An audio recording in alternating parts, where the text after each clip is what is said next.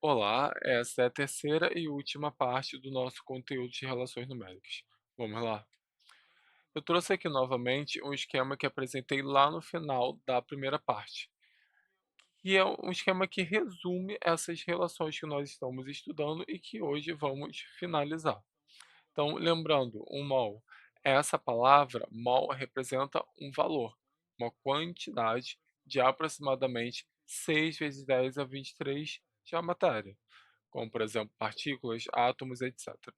E graças a esse grande valor, a gente consegue fazer uma relação com a massa molar, que é a massa em gramas de um mol de matéria. E hoje nós vamos ver que isso tudo está relacionado a um volume de valor 22,4 litros. Mas antes de a gente chegar nesse volume, quero apresentar a equação de Clapeyron, que faz o seguinte: ela relaciona a quantidade de matéria com as variáveis de um gás, que são pressão, temperatura e volume. E a equação é dada da seguinte forma: PV é igual a nRT, onde P significa pressão, normalmente a unidade é em atm, é o que vamos estar utilizando aqui. V é igual a volume, que é em litros. N é igual ao número de mol, e veja só aqui, ó, na equação, essa segunda opção nada mais é do que uma reescrita do número de mol, pois lembra daquela forma? Número de mol é igual a massa dividido pela massa molar. Então, por isso, essa segunda escrita aqui. R, que é uma novidade, é uma constante universal dos gases ideais, onde, quando a pressão estiver atm, o valor será de 0,082 em toda essa unidade aqui. Mas a constante, ela também tem outros valores, outras unidades, que vão ser dadas na questão. E por fim, nós temos a temperatura, que é dada em Kelvin. E como que a gente calcula Kelvin? De uma forma bem simples, tá? Você pega a temperatura em graus Celsius e soma com 273, ou mais precisamente 273,15. E essa constante universal vai nos permitir fazer a relação entre essas variáveis, graças à sua unidade. Então, vamos ver um exemplo de como utilizar essa equação de Clapeyron. Aqui nós precisamos calcular a pressão exercida por 10 mols de O2, que está em um recipiente ocupando um volume de 3 litros, a uma temperatura de 27 graus Celsius. Então, como que a gente faz? Pegando lá a equação, a gente vai precisar isolar a pressão. Como que vamos fazer isso? A gente pega o volume, passa para o outro lado, aqui ele está multiplicando, vai para o outro lado dividindo. Então, chegamos a essa escrita. Então, a gente substitui os valores. N é quanto? 10 mol. R é a constante que nós estamos utilizando nesse valor de 0,082 com essa unidade. T é a temperatura. Como que foi calculada a temperatura? Você pega 27 graus Celsius e soma com 273, resultando em 300 Kelvin. E o volume, também dado na questão, de 3 litros. E agora a gente consegue cortar algumas unidades, no fim restando somente a unidade de pressão, ou seja, ATM. Então, realizando toda essa multiplicação aqui em cima, chegamos no valor de 246 ATM dividido por 3, que dará um valor de 82 ATM, certo? E agora quero apresentar para vocês o quinto e o último conceito, que é o de volume molar. Lembrando que na primeira parte a gente falou até massa molar, que foi o nosso quarto conceito. E assim como na massa molar, no volume molar nós também estamos relacionando a mol. Então, aqui é o volume ocupado por um mol de qualquer gás ideal em certa temperatura e pressão. Então, partindo para o exemplo, pense só em um balão, como sendo um recipiente. E esse balão está preenchido com gás hélio, né, com um mol de gás hélio. E esse gás ele está na seguinte condição. 1 atm e 0 °C. Vamos ver então qual é o volume que esse gás está ocupando nessa bexiga. Para isso, a gente utiliza a equação de Clapeyron e dessa vez nós vamos isolar o volume. Como? Passando a pressão para o outro lado, dividindo. Então, quando a gente substitui os valores, como que fica? N é igual a 1 mol, a constante dos gases ideais de 0,082 vezes a temperatura, que aqui nesse caso está no valor mais próximo de 273,15, já explico a razão, e a pressão de 1 atm. Então, a gente vai cortar também algumas unidades, estando somente a de litro para o volume. E realizando toda essa conta aqui, nós vamos chegar a um valor bem próximo de 22,40 litros.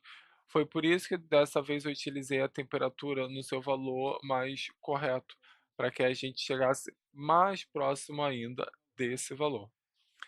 E o que esse valor está nos representando? Veja só, aqui falei que o volume molar é o volume ocupado por 1 mol de qualquer gás ideal.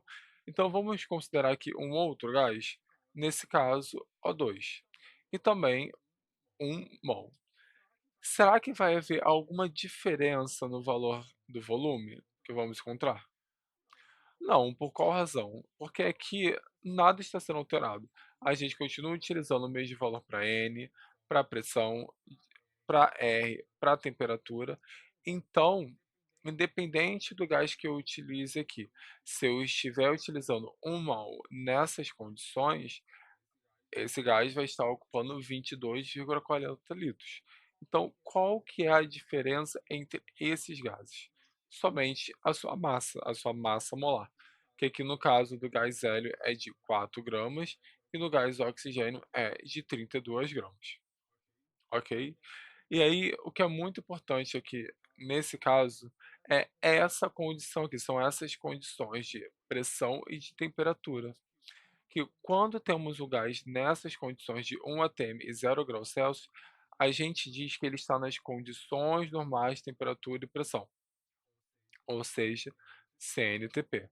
Então, sempre que a gente comentar de CNP, nós estamos se referindo a essas condições, está certo? E aí, vamos agora ver o cálculo do volume molar, ou melhor, de volume.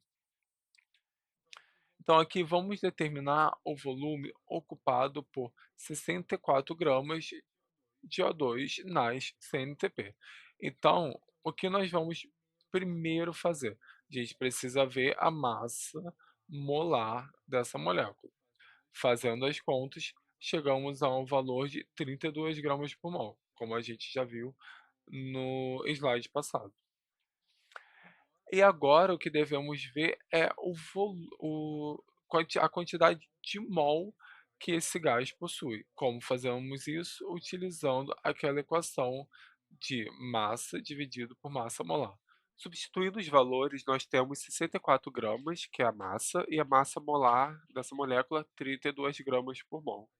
A gente vai cortar aqui as unidades de grama, sobrando somente mol, e chegamos ao valor de 2 mol, certo?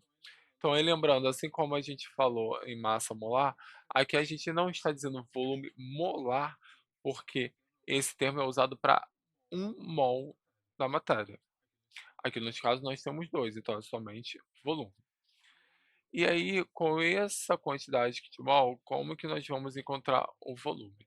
Bem, nós sabemos que 1 mol de qualquer gás ideal nas condições normais de temperatura e pressão ocupa um valor de 22,4 litros. Então, quanto que 2 mol irá ocupar? A gente multiplicando o cruzado ou tendo aquela percepção da relação entre a primeira e a segunda linha, onde para a gente chegar de 1 mol para 2 mol bastou a gente multiplicar por 2, a gente realiza a mesma coisa com o litro e chegamos no resultado de 44,8 litros. Está certo? E vamos para mais um exemplo, que aqui no caso, veja só, a gente vai calcular o volume molar, pois é, pois estamos falando de 1 mol. Porém, nós não estamos na CNTP.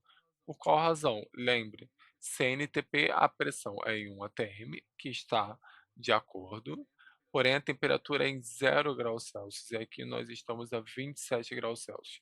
Então, por conta disso, a gente vai precisar utilizar a equação de Clapeyron, ok? Então, isolando o volume mais uma vez, onde a pressão aqui está multiplicando, vai passar para o outro lado dividindo, a gente substitui os valores. N é igual a 1 mol, R é a constante 0,082, e aqui está o cálculo para encontrar a temperatura em Kelvin, onde a gente pega o valor em graus Celsius, 27, e soma a 273. Tudo isso dividido pela pressão de 1 atm. Então, realizando a conta, a gente chega a um volume de 24,6 litros, ok? Para o terceiro exercício, assim como a gente fez na aula passada, vamos relacionar também com alguma outra quantidade de matéria, né? Que aqui nesse caso, moléculas. Então, qual o volume que contém 3 vezes 10 a 22 moléculas de H2 nas CNTP? Então, lembrando dessa relação aqui, que a gente tem utilizado direto, como que fica? Aqui nós estamos relacionando moléculas com volume. A gente sabe que na CNTP, 6 vezes 10 a 23 moléculas ocupa um volume de 22,4 litros. Então, por isso essa primeira relação aqui. Quanto que irá ocupar essa quantidade de molécula? É o que nós vamos ver. Aqui já é bem mais complicado, né, fazer essa relação direta entre as duas linhas, então nós vamos fazer aqui a conta cruzada. Então, 6 vezes 10 elevado a 23 vezes x será igual a 3 vezes 10 a 22 vezes 22,4 litros. Realizando essa primeira parte aqui da conta, nós chegamos a um valor de 67,2 vezes 10 a 22. Porém, esse valor aqui também é igual a 6,72 vezes 10 a 23. Porque o que aconteceu aqui? Para ajustar a notação científica, foi necessário mover a vírgula uma casa para a esquerda. E quando nós fazemos isso, a gente aumenta em uma unidade a potência, certo? Então, toda essa multiplicação aqui, nós chegamos neste valor de 6,72. E agora, reajustando ali a equação, ficamos com 6,62 vezes 10 a 23 moléculas, dividido por 6 vezes 10 a 23 moléculas.